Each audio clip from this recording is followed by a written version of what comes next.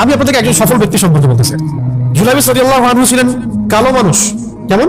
তো কালো, খুব উচ্চ বংশের না, ঠিক আছে, খুব উচ্চ বংশের না, খুব সুদর্শন না, খুব লম্বা না, খাটো টাইপের মানুষ, একটু বেটে টাইপের মানুষ, টাকা পয়সা একদমই নাই, একদমই টাকা পয়সা নাই, বংশমর্যাদা এই সব দিক থেকে তাকে আন্ডার স্টিমেট করা হয় আর কি। এমনকি ফিজিক্যাল স্ট্রাকচারও তারা আমাদের অনেকের মধ্যে সুদর্শন। তার অবস্থা কেমন? নবী সাল্লাল্লাহু আলাইহি ওয়াসাল্লামের সাহাবীরা অন্য হাদিস থেকে বলেছেন যে নবী সাল্লাল্লাহু আলাইহি ওয়াসাল্লাম মসজিদে যেতেন, মদিনার মসজিদ নববীতে যেতেন, রাস্তার পাশে তিনি পড়ে থাকতেন। ধরেন আমরা মসজিদে হেঁটে আসতেছি, রাস্তার পাশে একজন বসে আছেন, গায়ের জামা কাপড় খুব একটা উন্নত না, ছেঁড়া, তাসবিহ নিয়ে জিকির করতেছেন, আপনি কি খুব ফোকাস করবেন তার দিকে? করবেন না কিন্তু। মানুষ তার দিকে ফোকাস করে না খুব একটা, যাওয়া আসা করে, সে পড়ে থাকে, কেউ খাবার দিলে খায়, না দিলে খায় না, এইভাবেই তার দিন যাচ্ছে। কোথাকার ঘটনা এটা? মদিনায়, হিজরতের পরে ঘটনা।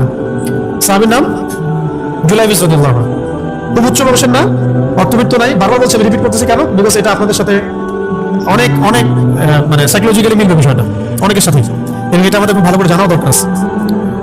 একদিন নবী সাল্লাল্লাহু আলাইহি ওয়াসাল্লাম তাকে বললেন যাওয়ার সময়, হে জুলাইবিস, তুমি কি বিয়ে করবা? প্রশ্নটা কি? খুব মজার আলোচনা না এটা আমাদের কাছে, অনেকের কাছে। হে জুলাইবিস, তুমি কি বিয়ে করবা না? প্রশ্নটা এরকম ছিল, হে জুলাইবিস, তুমি কি বিয়ে করবা না? উনি তো আকাশ থেকে বললেন, ইয়া রাসূলুল্লাহ, আমাকে কে বিয়ে করবে? আমার না আছে চেহারা সুরত, না আছে আমার বংশমর্যাদা, না অর্থবিত্ত, আমি কিভাবে বিয়ে করবো? কে মেয়ে দিবে আমাকে? কে আমাকে মেয়ে দিবে? তো ওদিন নবী সাল্লাল্লাহু আলাইহি ওয়াসাল্লাম চলে গেলেন, কিছু বললেন না। পরের দিন আবার বললেন, ইয়া জুলাইবিস, আলা তাতাযাওয়াজ, তুমি কি বিয়ে করবা না? একই উত্তর, ইয়া রাসূলুল্লাহ, আপনি গতকালকে এক কথা বললেন, আবার বলতেছেন বিয়ে করবো, আমাকে কে বিয়ে করবে? তৃতীয় দিন নবী সাল্লাল্লাহু আলাইহি ওয়াসাল্লাম আবার বললেন, আলা তাতাযাওয়াজ ইয়া জুলাইবিস, তুমি কি বিয়ে করবে না হে জুলাইবিস? তিনি এবার বলছেন, আপনি কি আমার সাথে রসিকতা করতেছেন? আমাকে কে বিয়ে করবে? তো নবী সাল্লাল্লাহু আলাইহি ওয়াসাল্লাম বললেন যে অমুক আনসারী সাহাবীর বাসায় যাও। অমুক আনসারী সাহাবীর বাসায়, আনসারী সাহাবী কারা? যারা মুহাজির সাহাবীদেরকে আশ্রয় দিয়েছেন। অমুক আনসারী সাহাবীর বাসায় যাও, সেখানে একজন বিবাহযোগ্য নারী আছে, মেয়ে আছে, তাকে গিয়ে বলো যে আমি রাসূল সাল্লাল্লাহু আলাইহি ওয়াসাল্লামের পক্ষ থেকে আমার বিয়ের প্রস্তাব নিয়ে আসছি। তিনি গেলেন, যাওয়ার পরে বললেন যে আমাকে প্রস্তাব সহ পাঠানো হয়েছে। মেয়ের বাবা আর মায়ের রিয়াকশন ছিল অনেকটা সাধারণত যা হয় তেমন আর কি। তুমি বিয়ের প্রস্তাব নিয়ে আসছো, তুমি কি খাওয়াবা মেয়েকে? কোথায় রাখবা? তোমার তো নিজের কোনো থাকার জায়গা নাই। প্রশ্ন কিন্তু যুক্তি কি? আমি মেয়ে তো বাবা, আমিও তো এই প্রশ্ন করবো নাকি? প্রশ্ন করবেন না? আপনার মেয়ে থাকলে এভাবে প্রশ্ন করবেন তো আপনি। তারাও সেই প্রশ্ন করলেন, এমনকি এক পর্যায়ে রিফিউজ করে দেওয়া হলো, না এটা পসিবল। এই কথাগুলো, কনভারসেশন গুলো ভিতর থেকে শুনছিলেন সেই মেয়ে নিজেই, আনসারী সাহাবী, মদিনার আনসারী মেয়ে। মদিনার আনসারী মেয়েরা কিন্তু অনেক সুদর্শন, তৎকালীন সময়ের কাছে উচ্চ বংশে সুদর্শন, খুবই ইলম ওয়ালা হতেন তারা, হিপস ক্ষমতা খুব থাকতো, খুবই জজবাওয়ালা, মানে জিহাদের মাঠে একদম যুদ্ধ করেছেন তারা একদম। নবী সাল্লাল্লাহু আলাইহি ওয়াসাল্লামের আশেপাশে ছিলেন। উহুদের সময় একজন আনসারী সাহাবী ছিলেন, মহিলা সাহাবী, উম্মে আমারা তীর ছুঁড়েছেন নবী সাল্লাল্লাহু আলাইহি ওয়াসাল্লামের পাশে। তো ওনারা কিন্তু খুবই গায়রতওয়ালা মানুষ। তিনি বলছেন, হে আমার বাবা মা, এই প্রস্তাব কে পাঠিয়েছেন? নবী সাল্লাল্লাহু আলাইহি ওয়াসাল্লাম। যে প্রস্তাব রাসূল পাঠিয়েছেন সেটাকে কিভাবে তোমরা ডিনাই করো? আমি জুলাইবিসকে বিয়ে করতে চাই। কে বলছেন এটা? আপনি পুরো সিস্টেম খুঁজে এরকম একটা আনসারী সাহাবী তুমি আমাকে দিতে পারবেন? ইল্লা মাশাআল্লাহ, হতে পারে, ইল্লা মাশাআল্লাহ। তো ওই মেয়ে নারী সাহাবী তিনি রাজি হলেন। এবার শোনেন, এবার বিয়েও হলো, মাশাআল্লাহ, বাসর হলো, এবং সকালবেলা আওয়াজ হচ্ছে, মদিনার চারপাশে এলান হচ্ছে যে হে মুসলিমরা, সবাই বের হও, ইহুদিদের সাথে যুদ্ধে আমাদেরকে খায়বারে যেতে হবে। ইহুদিদের সাথে যুদ্ধে আমাদেরকে খায়বার আক্রমণ করতে হবে। নবী সাল্লাল্লাহু আলাইহি ওয়াসাল্লাম তোমাদেরকে আদেশ করেছেন। এটা কিন্তু হুদাইবিয়া সন্ধির পরের ঘটনা। আর ইহুদিদের সাথে আমাদের বেশ কয়েকটা যুদ্ধ হয়েছে, বনু কুরাইজার সাথে, বনু কাইনুকার সাথে, বনু নাজিরের সাথে, এবং ফাইনালি খায়বারে এদের সাথে। তো জুলাইবিস রাদিয়াল্লাহু আনহু বের হয়ে গেলেন যুদ্ধের জন্য, এবং খায়বারের যুদ্ধ হলো, খায়বার অবরোধ করা হলো, এবং খায়বার যুদ্ধের বিশাল হিস্ট্রি আছে, আপনারা পড়ে নিয়েন, লম্বা কথা। এই খায়বার দুর্গ জয় হয়। এই দুর্গ পুরো জয় করতে, সবগুলো দুর্গ জয় করতে মোট 12 থেকে 16 জন মুসলিম সাহাবী শহীদ হন। 12 থেকে 16 জন বা 18 জনের মতো, এই ফিগার, এইটুকু 12 থেকে 16 বা 18, এত কম সংখ্যক সাহাবী শহীদ হয়েছেন খায়বার যুদ্ধ জয়ে। আর ইহুদিদের তো বহু ইহুদি মারা গেছে।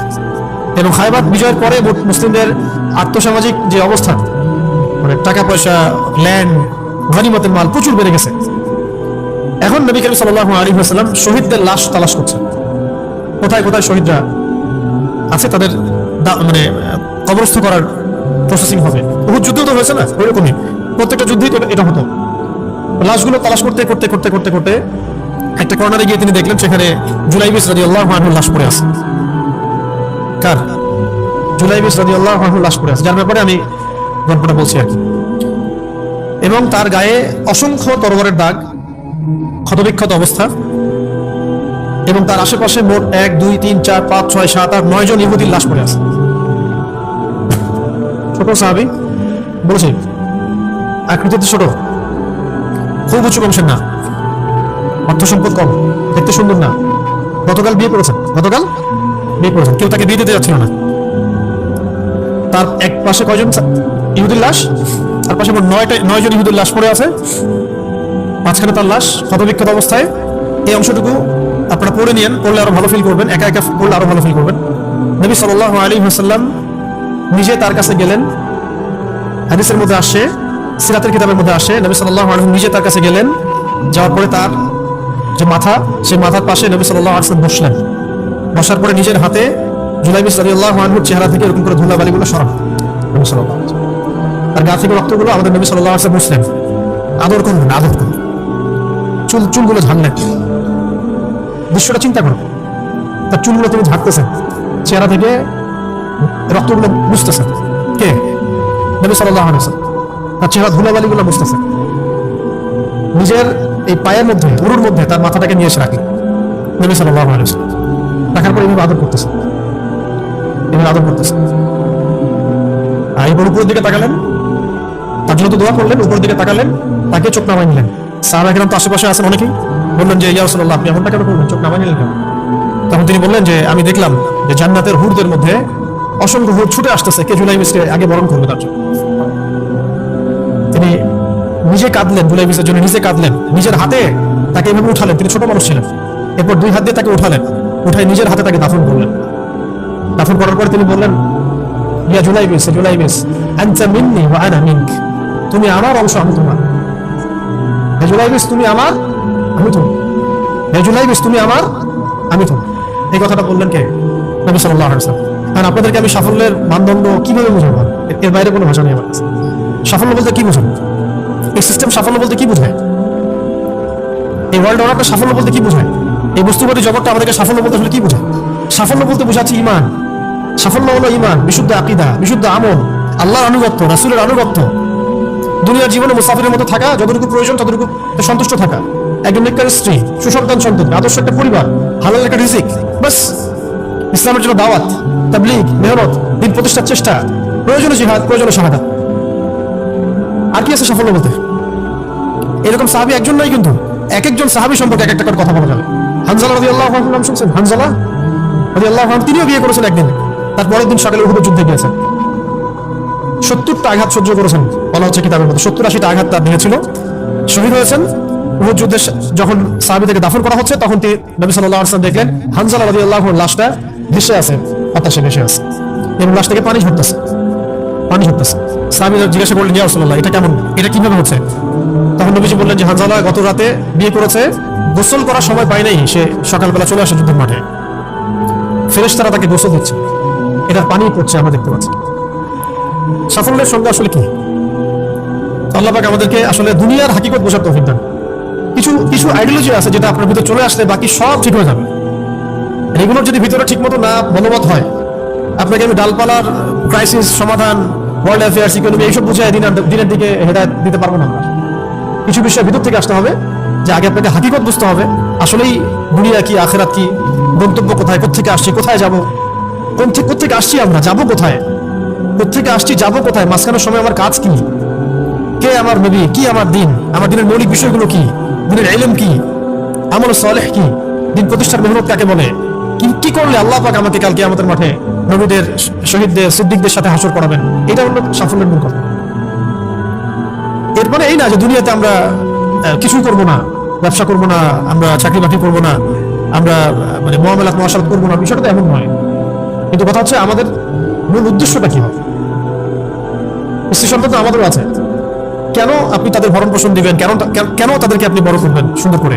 বিকজ তারা আপনার জন্য রিজিকের অংশ, তারা আপনার জারিয়া, তাদের উপর আপনার হক আছে, আমার উপর তাদের হক আছে।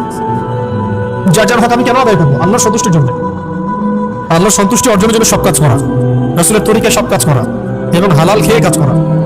এগুলো আমরা সবাইকে যত দ্রুত সম্ভব এগুলো ঠিক করে ফেলতে হবে।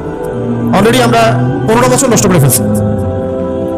এখন থেকে যদি স্টার্ট করে আপনি আরো 10 বছর পড়াশোনা করেন, দিনের জন্য কাজ করতে থাকেন, 10 বছর পরে আপনি নিজেই ফিল করবেন যে যদি কাশ আমি আরো 10 বছর আগে থেকে শুরু করতাম।